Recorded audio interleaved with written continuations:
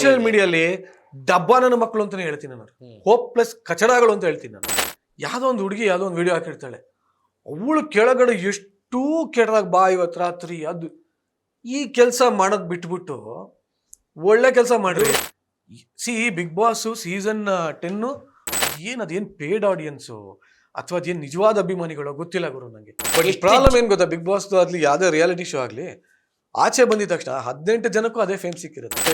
ಒಂದು ಚಾನಲ್ಗೆ ಹೋಗ್ಬೇಕು ಅಂದ್ರೆ ಎಷ್ಟು ಸಾಧನೆ ಮಾಡಬೇಕಾಗಿತ್ತು, ಎಷ್ಟು ಕೆಲಸ ಮಾಡಬೇಕಾಗಿತ್ತು. ಇವತ್ತಿಗೆ ಕರಿಮಣಿ ಮಾಲೀಕ ವೈರಲ್ ಮಾಡಿದವ್ ಇವನೇ ತಗೊಂಬಂದ್ ಅವ್ನ ಗೆಸ್ಟ್. ರಾಹುಲ ಫೇಮಸ್ ಅಲ್ಲಾಡ್ಸಪ್ಪ ಅಂತ ರಾಹುಲ ಇವತ್ತು ಗೆಸ್ಟು. ನಾನು ಎಲ್ಲೋ ರೀಚ್ ಅದೇ ಅನ್ಕೊಂಡ್ಬಿಟ್ಟು ಮೆರೆದು ಬಿಡ್ತಾರೆ. ಆಮೇಲೆ ಅವ್ರಿಗೆ ಯಾರು ಮೂಸೋರು ಇರಲ್ಲ. ಬಿಗ್ ಬಾಸ್ ಅಲ್ಲಿ ಯಾರು ವಿನ್ ಆದ್ರು, ರನ್ನರ್ ಆದ್ರು, ಟಾಪ್ 5 ಬಂದ್ರು. ಇನ್ನೊಂದು ನಾನು ನೋಡ್ಲಾ, ನನ್ನ ಫ್ಯಾನ್ಸ್ ನೋಡ್ಲಾ, ನನ್ನ ಅಣ್ಣಂಗೆ ಜೈ ಅಣ್ಣನ ಸಂಘ ನೋಡ್ಲಾ. ನಾವು ನೋಡಿಲ್ದಿರೋ ಪಾಪ್ಯುಲಾರಿಟಿ ಇಲ್ಲ, ನಾವು ನೋಡಿಲ್ದಿರೋ ಸನ್ಮಾನಗಳಿಲ್ಲ, ನಾನು ನೋಡಿಲ್ದಿರೋ ಪ್ರೋಗ್ರಾಮ್ಗಳಿಲ್ಲ. ಬಟ್ ದೇವರು ನನಗೆ ಒಂದು ಒಳ್ಳೆ ವರ ಕೊಟ್ಟಿದ್ದಾನೆ. ತಾಲೆಗೆ ಹೋಗಲ್ಲ ಅವರು. ಕೆಲವ್ರು ಹೇಳ್ತಾರೆ ಟಿವಿ ಗಿವಿ ಏನೋ ಎಂಟರ್ಟೈನ್ಮೆಂಟ್ ಫೀಲ್ಡಿಗೆ ಬಂದ್ರೆ ನಾಶ ಆಗೋಗ್ತೀರಾ, ಅಲ್ಲಿ ಬರೀ ಕಲರ್ಫುಲ್ ದುನಿಯಾ, ದುಡಿಯಕ್ಕಾಗಲ್ಲ. ಹಂಗೆ ಕಷ್ಟಪಟ್ಟು ತಗೊಂಡಿರೋ ಚಿನ್ನನ ಕಡಿಮೆ ಬೆಲೆಗೆ ಮಾರೋಕ್ಕಾಗತ್ತಾ? ಒಳ್ಳೆ ಬೆಲೆ ಸಿಗೋ ಕಡೆ ಮಾರ್ಬೇಕು.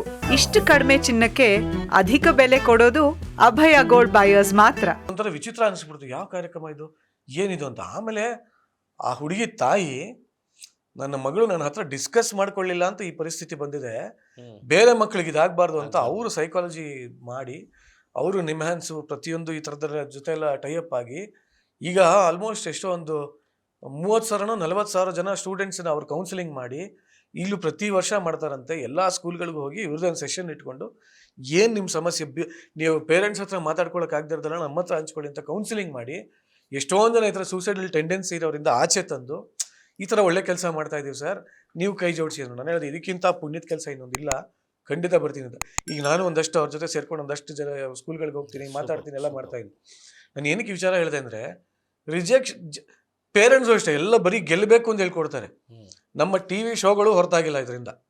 ಯಾವುದೋ ಒಂದು ಮಗು ಬರುತ್ತೆ, ರಾತ್ರಿ ಹಿಟ್ ಆಗುತ್ತೆ, ಪೇರೆಂಟ್ಸ್ ನೋಡಿದ್ರು ಅಯ್ಯೋ ನಮ್ಮ ಹತ್ರ ಇಲ್ವಲ್ಲ, ಹಿಂಗೆ ಆಗ್ಬೇಕು, ಮಾತಾಡ್ಬೇಕು, ನೋಡು ಅವಳು ಚೆನ್ನಾಗಿ ಮಾತಾಡ್ತಿಲ್ಲ, ನೀನ್ ಮಾತಾಡು.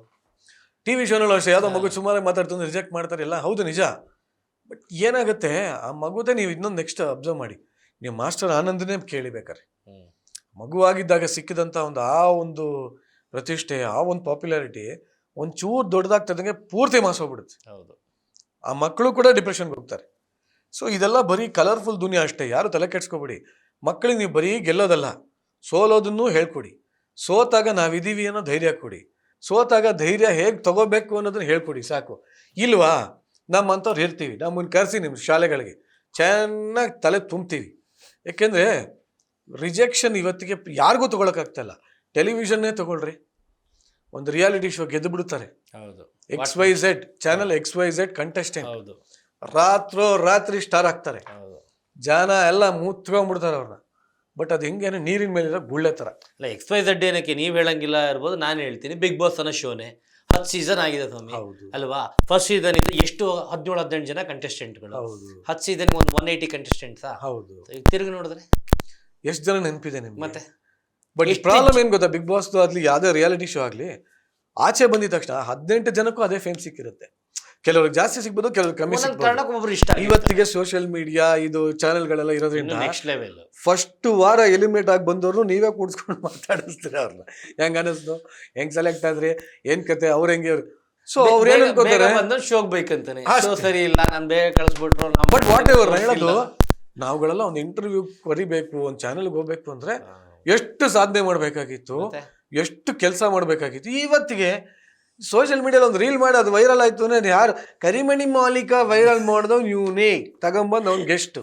ಅದು ನಮ್ಗೆ ಹೇಳ್ತಾ ಇರೋದು, ಅದು ನಿಮಗೆ ಅಂತೆಲ್ಲ ಹೇಳ್ತಾ ಇರ್ತಾನೆ XYZ. ನಾನು ಏನಕ್ಕೆ ಹೇಳ್ತೀನಿ ಗೊತ್ತಾ, ಪ್ರತಿಭೆಗಳನ್ನ ಹೊರಗಡೆ. ಈಗ ನನಗೆ ಆ ಡಿಫ್ರೆನ್ಸೇ ಗೊತ್ತಿಲ್ಲ ನನಗೆ. ಸಾಧನೆ ಅಂದ್ರೆ ಏನು? ರಾಹುಲನು ಫೇಮಸ್ ಆಗಿದೆ, ರಾಹುಲ ಫೇಮಸ್ ಅಲ್ಲಾಡ್ಸಪ್ಪ ಅಂತ.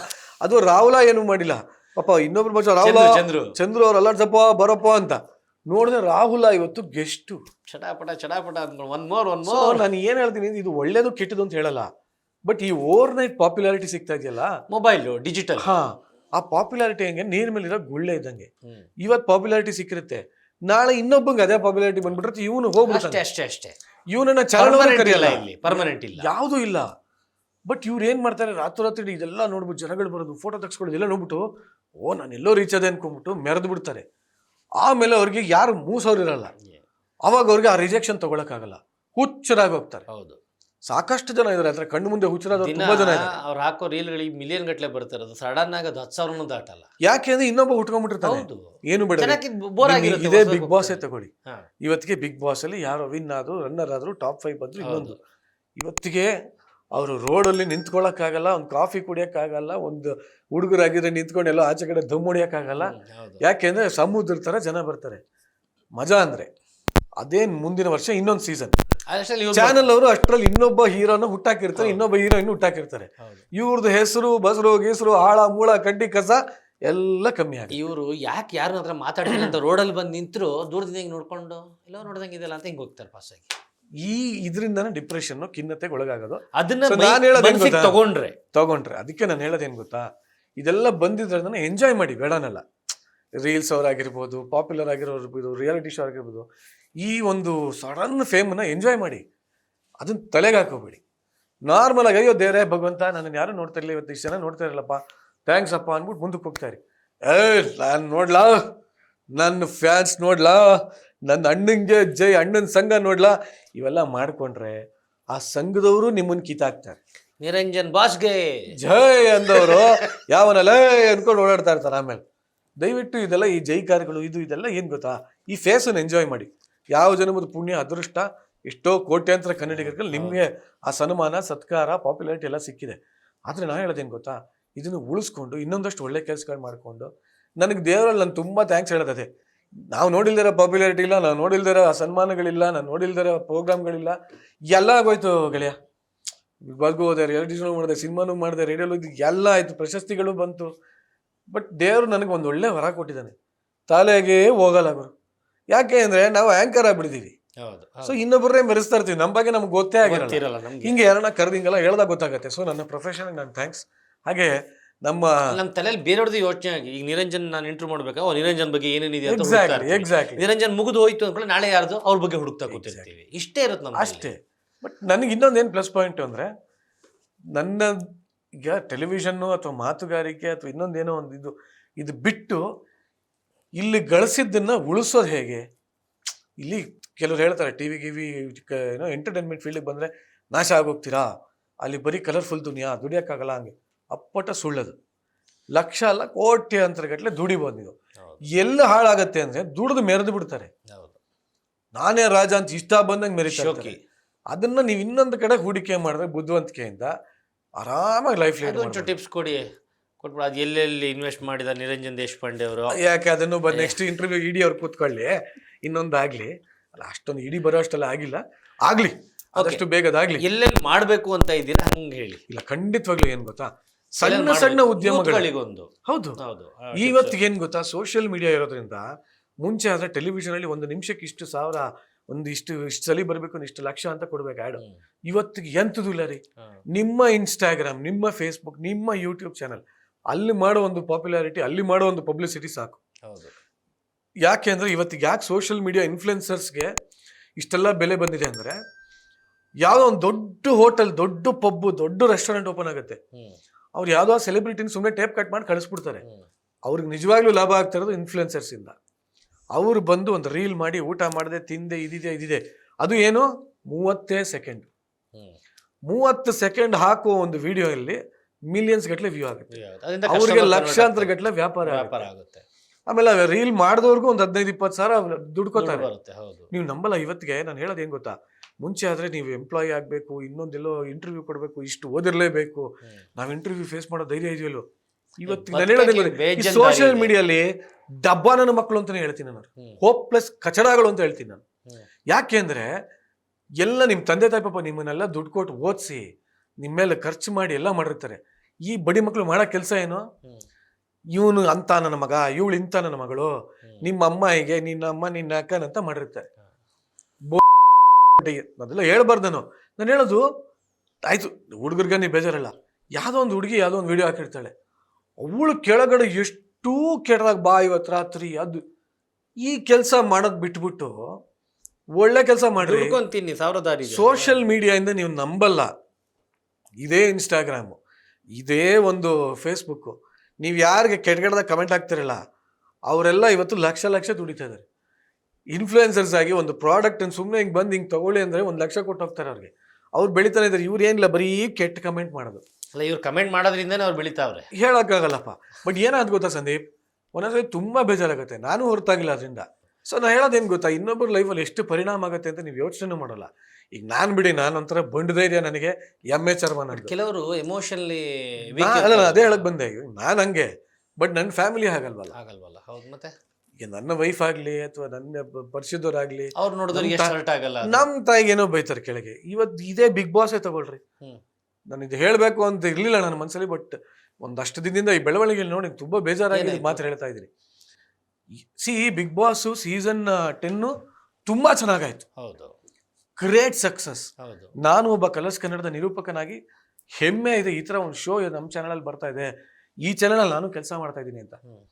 ಆದ್ರೆ ಅದೇನು ಪೇಡ್ ಆಡಿಯನ್ಸು ಅಥವಾ ಅದೇನು ನಿಜವಾದ ಅಭಿಮಾನಿಗಳು ಗೊತ್ತಿಲ್ಲ ಗುರು ನನಗೆ. ಅಂತ ಕಸದ ತರ ಉಟ್ಕೊಂಡ್ಬಿಡ್ಯಾರ ಒಂದಷ್ಟು ಜನ ಅಭಿಮಾನಿಗಳು. ಏನು ಅಂದ್ರೆ, ಈಗ ಅವರು ಯಾರ ಅಭಿಮಾನಿನೋ ಅವ್ರು ಏನೋ ಒಂದು ಪೋಸ್ಟ್ ಹಾಕಿದ್ರೆ ಅದ್ರ ಬಗ್ಗೆ ಹೊಗಳ್ಲಿ, ಅವ್ರನ್ನ ಮೇರಿಸ್ಲಿ, ಏನಾದ್ರು ಮಾಡ್ಲಿ. ಈ ವಾರ್ ಯಾಕೆ? ಇವ್ರು ಅವನ ಬಗ್ಗೆ ಬೈಯೋದು, ಅವ್ನು ಇವನ್ ಬಗ್ಗೆ ಬೈಯೋದು. ನಾನು ಯಾವ್ದೋ ಕಾರ್ಯಕ್ರಮದಲ್ಲಿ, ಇವಾಗ ನಾನು ಒಬ್ಬ ನಿರೂಪಕನಾಗಿ, ಇವಾಗ ನೀವೇ ಮಾತಾಡಿಸ್ತಾ ಇರಪ್ಪ, ಈಗ ನನ್ನ ಪಕ್ಕ ಇನ್ನೊಬ್ಬ ಕೂತಿದ್ದಾನೆ, ಇಬ್ಬರು ಮಾತಾಡಿಸ್ತೀನಿ. ಹೌದು. ಆಮೇಲೆ ಕೆಲವು ಸಲ ಏನಾಗುತ್ತೆ, ನಾವು ಮಾತಾಡೋದು ನಮ್ದು ಅಷ್ಟೇ ಮಾತಲ್ಲ. ಈಗ ನಮ್ಮಿಂದ ಒಬ್ಬರು ಯಾರೋ ಕರ್ಸ್ಯಾರಂದ್ರೆ ಅವ್ರು ಮಾತಾಡಿರಲ್ಲ, ನಮ್ಮ ಮುಖಾಂತರ ಇಲ್ಲಿ ಟಾಕ್ ಬ್ಯಾಕ್ ಹಾಕಿ ಕೇಳಿಸಿರ್ತಾರ ಪ್ರಶ್ನೆನ. ಇವ್ರು ಈ ಪ್ರಶ್ನೆ ಕೇಳಿ, ಇವ್ರು ಈ ಪ್ರಶ್ನೆ ಕೇಳಿ. ಆ ತರ ನಾವೇನೋ ಚಾನೆಲ್ ಕೇಳಿರ್ತೀವಿ. ನಿಮ್ ಕೆಲಸ ನೀವು ಮಾಡಿರ್ತೀನಿ. ಹೌದು.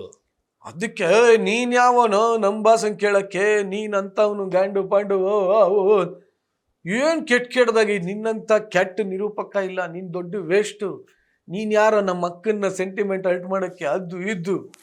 ನಾನು ಅವ್ರದೆಲ್ಲ ಪ್ರೊಫೈಲ್ ಚೆಕ್ ಮಾಡಿ ನೋಡಿದ್ರೆ ಒರಿಜಿನಲ್ ಇರಲ್ಲ, 0 post 0 views. ಇದೆಲ್ಲ ಏನ್ ಗೊತ್ತಾ, ಅವಾಗ ಹೇಳಿದ್ರೆ ಗೊತ್ತಾ ನೀವು, ಈ ತರ ಏನೋ ಒಂದು ಸಡನ್ ಫೇಮಸ್ ಆಗೋಗ್ಬಿಡ್ತಾರೆ ಅಂತ.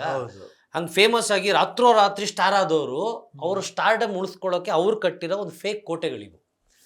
ನಿಮಗೆ ಗೊತ್ತಿಲ್ಲ, ನಿರಂಜನ್ ನಿಂಗೇನು ಗೊತ್ತಿಲ್ದಿರೋದೇನಿಲ್ಲ, ಎಲ್ಲ ಫ್ಯಾನ್ ಸಂಘಗಳಂತ ಮಾಡ್ಕೊಳ್ಳೋದು, ಒಂದು ಹುಡುಗರು ಎಷ್ಟು ಜನ ಇಟ್ಕೊಳ್ಳೋದು ಸೋಷಿಯಲ್ ಮೀಡಿಯಾದಲ್ಲಿ. ಇವನ ಬಗ್ಗೆ ಅವನು ಯಾರಾದ್ರೂ ಒಬ್ಬ ಉಲ್ಟಾ ಹೊಡೆದ್ರೆ ಅಲ್ಲಿ ಮೆಸೇಜ್ ಮಾಡಿಸೋದು, ಕೆಟ್ಟದಾಗ ಮಾತಾಡ್ಸೋದು, ಅವ್ರ ಬಗ್ಗೆ ಕೆಟ್ಟ ಟ್ರೋಲ್ಸ್ ಆಗೋದು, ಈಗ ನಿಂದ ಯಾವ್ದಾದ್ರು ವಿಡಿಯೋ ಸಿಕ್ಕರೆ ಕಟ್ ಮಾಡೋದಕ್ಕೊಂದು ಹಾಕ್ಬಿಡ್ಬೇಕು ಅಂತ ಮಾಡಿಸೋದು. ಅದೆಲ್ಲ ನಡೀತಾ ಇದೆ ಆಲ್ರೆಡಿ. ಅವನಿಗೆ ಇಲ್ಲಿ ಬರೋ ದುಡ್ಡು, ಅಲ್ಲಿ ಇಲ್ಲಿ ಕರ್ಕೊಂಡೋಗಿ ಕೊಡ್ತಾರಲ್ಲ ದುಡ್ಡುಗಳನ್ನ, ಅದನ್ನ ತಗೊಂಡೋಗಿ ಇಲ್ಲಿ ಖರ್ಚು ಮಾಡಿ ಮಾಡ್ತಾನೆ. ಅವನೇನು ಅನ್ಕೊಂತಾನೆ, ಇದನ್ನ ಈಗ ನಿರಂಜನಿಗೆ ಬೈತಾ ಇದ್ದಾನೆ, ಒಂದಿನ ಸುಮ್ಮನೆ ಇರ್ತಾನೆ ನಿರಂಜನ್, 2 ದಿನ ಸುಮ್ಮನೆ ಇರ್ತಾನೆ, 3ನೇ ದಿನ ಅವ್ರನ್ನ ಹುಡುಕಿ ತಗ್ಸೋದು ನಿರಂಜನಿಗೆ ಕಷ್ಟನ. ಆ ಕಾಂಟ್ಯಾಕ್ಟ್ ಇಲ್ವಾ? ಅದೇ ಅದು ಅವ್ರು ಆ ಕಾಂಟ್ಯಾಕ್ಟ್ ಇಲ್ವಾ? 100%. ಅವ್ರು ಹೇಳಿ ಹೆಸರಿಲ್ದೆ ಹೋಗ್ಬಿಡ್ಬೋದು, ದಡ್ರು ಅನ್ಕೊಂಡೆ ನಾವು ದಡ್ರಲ್ಲ. ಪ್ರಾಬ್ಲಮ್ ಏನ್ ಗೊತ್ತಾ, ನಿನ್ನೆ ಮೊನ್ನೆ ಬಂದವ್ರು ಇವರು 15-16 ವರ್ಷದಿಂದ ನಾವು ಕಾರ್ಯಕ್ರಮಗಳು ಹೋಸ್ಟ್ ಮಾಡೋದು ಅಷ್ಟೇ ಅಲ್ಲ, ಸಾಕಷ್ಟು ಜನರ ಸಂಪರ್ಕ ಆಗಿರುತ್ತೆ. ತುಂಬಾ ಜನ ನಿಕಟವರ್ತಿಗಳಿದ್ದಾರೆ ನನ್ನ ಜೊತೆ. IAS ಆಫೀಸರ್ಸ್ ಇದ್ದಾರೆ, ಪೊಲೀಸ್ ಆಫೀಸರ್ಸ್ ಇದ್ದಾರೆ, ಕ್ರೈಮ್ ಬ್ರಾಂಚ್ ಅಲ್ಲಿ ಇದ್ದಾರೆ, ಸೈಬರ್ ಕ್ರೈಮ್ ಅಲ್ಲಿ ಇದ್ದಾರೆ, ಎಷ್ಟೋ ಜನ ಅಭಿಮಾನಿಗಳೇ ಇದ್ದಾರೆ. ಸಾಕು ಅಲ್ವಾ? ಪ್ರಾಬ್ಲಮ್ ಏನಂದ್ರೆ ನಮ್ಮ ಅಭಿಮಾನಿಗಳ ಪ್ರಕಾರ ನಿರಂಜನ್ ಆಂಕರಿಂಗ್ಗೆ ಬರಲ್ಲ, ಆಂಕರ್ ಎಲ್ಲ ಅಂದ್ರೆ ಕಲರ್ಸ್ ಕನ್ನಡದವ್ರಿಗೆ ತಲೆ ಕೆಟ್ಟಿದ್ಯಾ, ಕಾಸು ಕೊಟ್ಟು ಹಿಡ್ಕೊಂಡ್ಬಿಟ್ಟು ಹೋಸ್ಟ್ ಮಾಡ್ಸಕ್ಕೆ. Beat plus Karnataka.